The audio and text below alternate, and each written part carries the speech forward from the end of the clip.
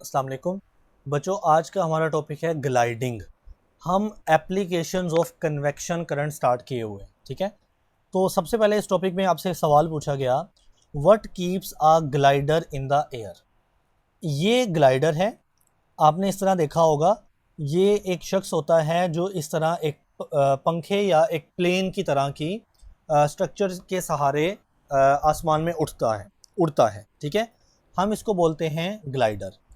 Glider हवा में रहता है और यही सवाल है कि वो व्हाट कीप्स, यानी कौन सी ऐसी चीज़ है जो उसको हवा में रख रही है। अब देखें ज़रा, कहता है कि जो ग्लाइडर होता है ना, वो just like a small plane होता है। हमने देखा ना, वो उसकी शेप कैसी बनाई गई है, जैसा कि एक प्लेन हो। विदाउट एन इंजन, उसका कोई इंजन नहीं होता। यहाँ पे थोड़ा सा वेट करना है कि जब इसका कोई इंजन नहीं है तो ये ऊपर को कैसे उठ रहा है, यानी कौन सी एनर्जी लेकर ये ऊपर उठ रहा है। ठीक है, यहाँ पे देखिएगा गौर से, हमने पढ़ा हुआ है कि ये अगर ग्राउंड है ना, यानी ज़मीन है ग्राउंड, तो ज़मीन पर सूरज की, सन की रेडिएशंस आती हैं, रोशनी आती है, शुआएं आती हैं ज़मीन के ऊपर। सो क्या होता है कि ज़मीन गर्म हो जाती है, क्योंकि सूरज की गर्मी से ज़मीन गर्म हो जाती है। तो जो ज़मीन के करीब हवा होगी वो भी गर्म होगी, और वो गर्म हवा हल्की होके बच्चे ऊपर उठ जाती है। गर्म हवा हल्की होके ऊपर उठ जाती है। तो ये जो ऊपर हवा उठ रही है ना, हम इसको बोलते हैं थर्मल्स। इसका क्या नाम रखा है हमने? थर्मल्स, या इसी को हमने कन्वेक्शन करंट बोला था। कन्वेक्शन करंट बोला था। तो बच्चे, ये वो थर्मल्स हैं जो ऊपर उठ रहे हैं, गर्म हवा जो हल्की है, जो ऊपर उठ के इस ग्लाइडर को ऊपर की तरफ एक सपोर्ट देती है। क्योंकि इसके पास कोई इंजन तो है नहीं, जैसे कि प्लेन में होता है ना, और प्लेन ऊपर उठा देता है, तो इसके पास इंजन कोई नहीं है, बल्कि ये सिर्फ इन थर्मल्स के सहारे अपनी जो जर्नी है उसको कंटिन्यू करता है। सो देखें, विदाउट एन इंजन, यानी इसके पास इंजन कोई नहीं। एंड इट रिलाई का मतलब होता है डिपेंड करना। ये डिपेंड करता है on the upward movement of warm air current, यानी जो एयर करंट गर्म होके वार्म होके ऊपर उठ रहा है ना, अपवर्ड मूवमेंट, उस पर डिपेंड कर रहा होता है सारा का सारा। और थर्मल्स, या इनका नाम हमने थर्मल रखा हुआ है, क्रिएटेड बाय कन्वेक्शन। और ये आपको पता है कि कन्वेक्शन के प्रोसेस से ये थर्मल्स या ये एयर करंट्स बनते हैं, जो कि अपवर्ड यानी ऊपर उठ जाते हैं। उन्हीं के सहारे हमारा ग्लाइडर ऊपर की तरफ मूव करता है।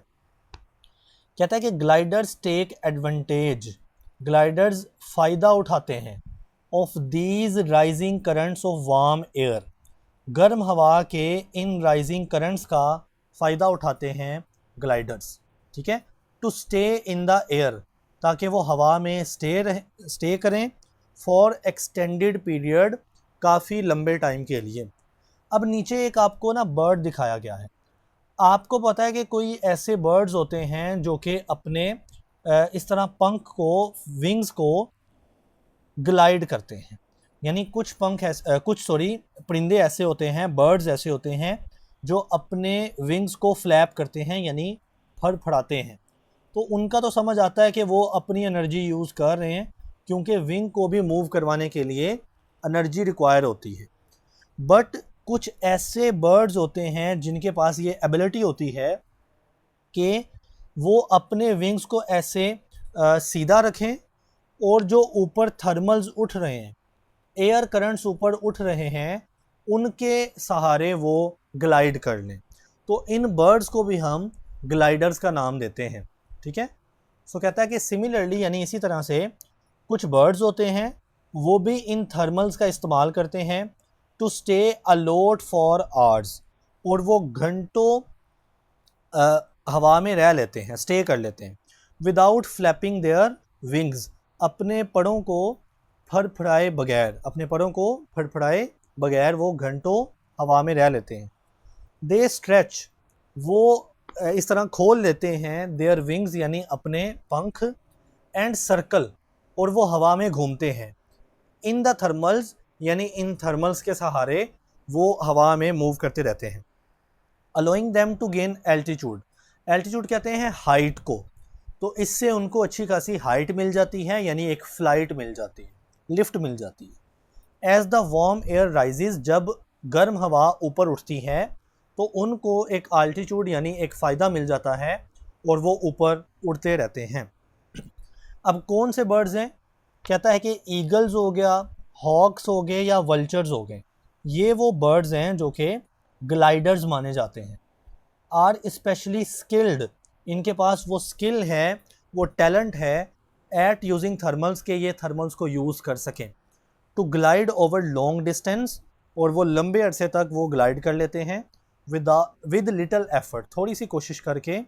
बेयरली needed to flap their wings, और अपने परों को बेयरली कहते हैं बहुत कम अब फ्लैप करते हैं यानी फड़फड़ाते हैं।